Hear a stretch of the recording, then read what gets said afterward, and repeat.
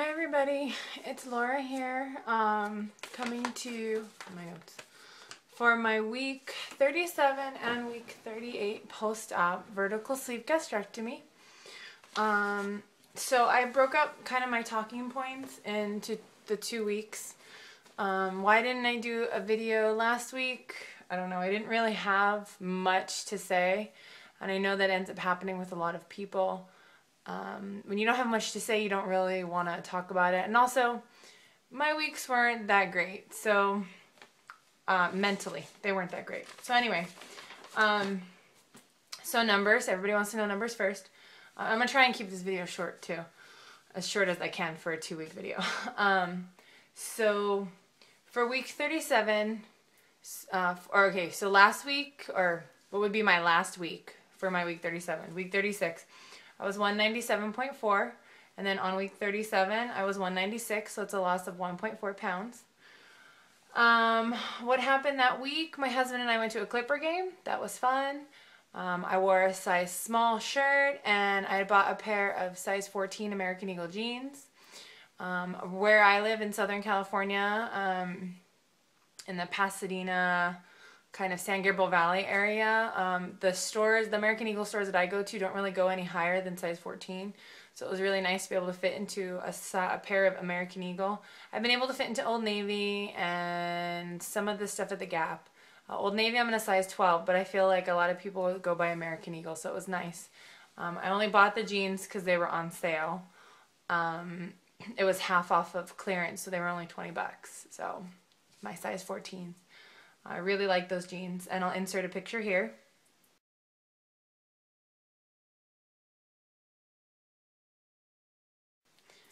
Of me in my little outfit. I felt very skinny that day. I couldn't believe I was wearing a size small shirt.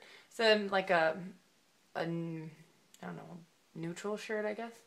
Not a women's size small. I washed it. When I washed it, it was a little tight afterwards, but I could still put it on. Let's see, I saw some of my family when I went to go do taxes, and they commented on how skinny I was and how good I looked, and it started making me like think, I guess, there's this whole mental attitude of, you know, I see myself and I look in the mirror and I know I'm wearing size 14, size 12, 14 jeans, and I know I'm wearing a size, you know, large, medium, sometimes small, depending on the shirt. Sorry, I just realized how, I look tired. Well, I'm tired, but anyway, sorry. Off the subject. You know, I know that I'm wearing those, but feeling that I look like that. I mean, when I walk down the street, I still feel like people are seeing like a size 26 butt. Or I told my husband, I almost want to stop and ask people, what size do you think I wear? How much do you think I weigh? Like, I want to ask strangers, because I know I talk about it with my coworkers and my husband. And, you know, he tells me I look beautiful no matter what, and my coworkers are commenting on how skinny I am, but I almost want to know a stranger's opinion of, what do you think I wear, and how big do you think I am? And their opinions shouldn't matter to me, but, you know, it's part of the process. It's just, you know, mental attitude, I guess. So that was it for my week 27. I guess that's why I didn't really do much. Week 28, kind of more stuff going on. So I was 196 week 37. This week I'm 193.7, so that's a loss of 2.3 pounds. So in 2 weeks, in the 2 weeks I've lost 3.7 pounds. So some non-scale victories, I guess. I am 3.7 pounds away from my surgeon's goal of 190. I am 9.7 pounds away from a normal BMI, and I think for my height, which is 6 foot, a normal BMI is like 184, I think. And then from my goal, I'm 28.7 pounds away, which my goal is between 160 and 170. And my goal size that I'd like to be is an 8, which I think is possible, because I heard somewhere that every 10 pounds, around 10 pounds that you lose, maybe a little bit more, it's about a dress size, so, or it's a pant size. So, I mean, that's pretty good. And talking about goals takes me on to one of my few subjects that I want to talk about, which is, you know, when I talk to people, let's see, on the 17th on St. Patrick's Day, I saw some friends that I hadn't seen in a while, and they were talking about how great I looked, and they had seen posts that I put up on. I have two Facebooks. I have my personal Facebook, and then I have my weight loss Facebook, because I feel like, not that I don't want my family and anybody personal to me to know about my weight loss life. I mean, I talk about it to them, and I post things, but I have so many weight loss people that I accept, any friend request I get on Facebook for my weight loss Facebook, Laura's Inspiration, I accept the friendship. And so, everybody's posting all the time and all the time and all the time. And so I like having the two separate ones. But anyway, when I saw them, they were telling me that between 160 and 170, which my in-between is 165. That's where I want to be. They were saying that I'm going to be too skinny, that I look good how I look now. But I don't feel, what did I write? I don't feel good. Not that I don't feel good now, but I don't feel I'm where I should be. Like, I don't want to stop at a size 12. I put up on my weight loss Facebook saying that, in some places, a size 12, 14 is still considered plus size. And I don't want to be that. I want to be in the single digits. I want to get to that goal that I have set for myself, size 8 between, 165, and see how I feel. Which takes me to another point, is a lot of the people who were telling me how good I looked and how I should stop, with my friends and my husband's friends, are men. And I find that really interesting, and I'm going to insert another picture here. And if you notice on the picture, it talks about women's ideal, men ideal, and the national average. And the national average being about 16, which is correct because, all across the board, women have gotten bigger. It just happens that way. And naturally, especially after having children, that's what you're going to look like. And men's ideal, I think it's interesting that it's between a size 10 and 12. And so I'm wondering if because I'm in between those sizes, that's why they're saying I look good. I mean, I don't want to be scary skinny. I don't want to be, 6 foot tall. I don't want to be, a size 0. I don't. I'm not looking to be a size 0. I just want to be in the single digits. And so I want to get down to my goal. And then if I don't like how I look, then I'll gain some weight. If I, think I should weigh more, then I'll gain some weight. If I think I should weigh less, then I'll lose some weight. So, but I think it's interesting that most of the people were men that were telling me that I should stay where I am on my weight. Most of the women in my life think that, if I have a goal, I should reach it. And I think maybe it's also a different thing about women. They understand goals and weight and things like that. But I thought that was interesting. Let's see, another thing. I made myself sick 2 times last week. I ate my dinner and I was craving and craving and craving, and I gave into cravings twice. You would think after the first time I would have stopped. I had too much dairy product, and I know after surgery sometimes dairy products can be hard for people, weight loss people.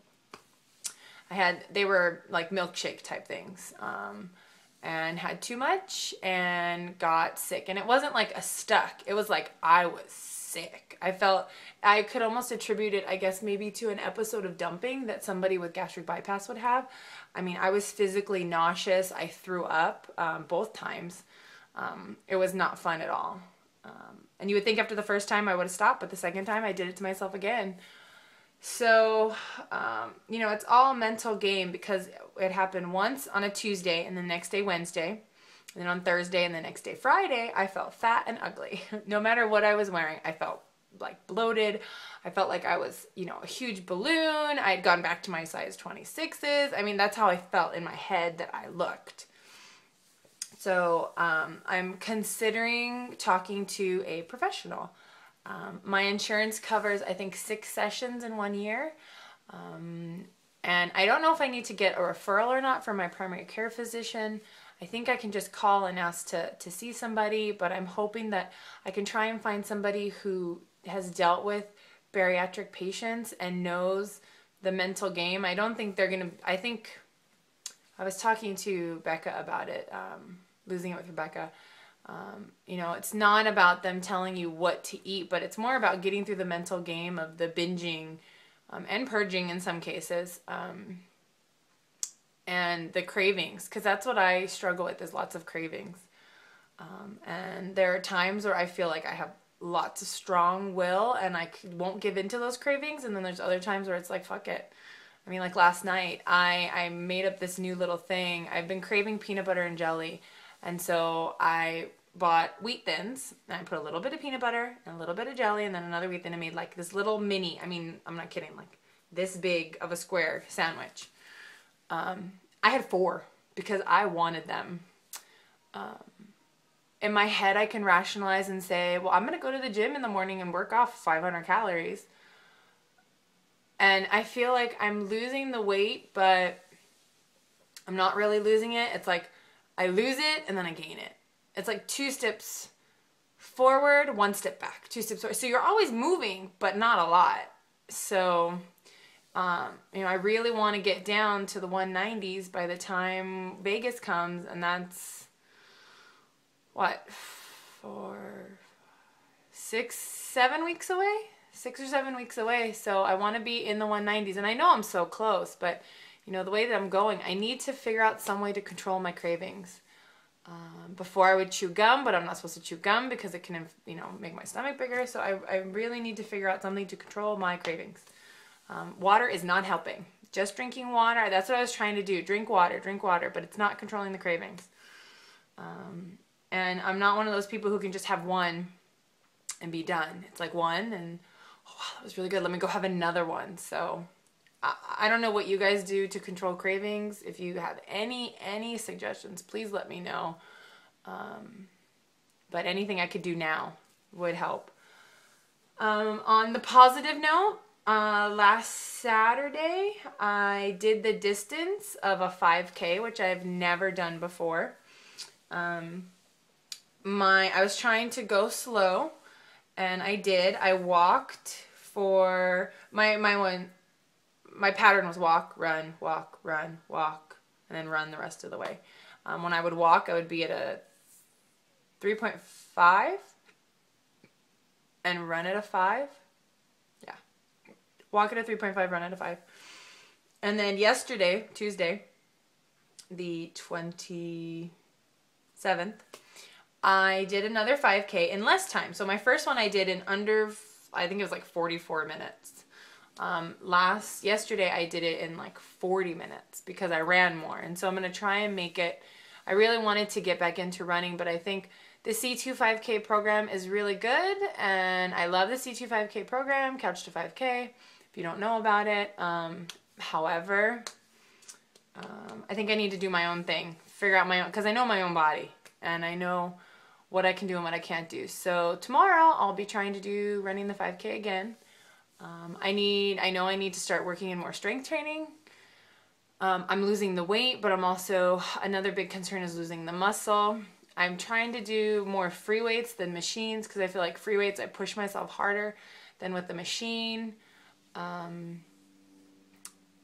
I'm gonna need to just start getting that in and working harder because, I'm losing the pounds, the number, but I'm not finding that I'm really losing many inches. And that's what counts because I want to make all this, my flab. I mean, that's not ever going to go away without surgery, but let's see. I'm trying to think if there's anything else. I think that's it. I was also considering not doing a video this week because I'm like in between when my 9-month post-op would be. My 9-month post-op is going to be on Sunday, so I'll do photos and stuff on Tuesday. But anyway, that's about it. See you guys later. Bye.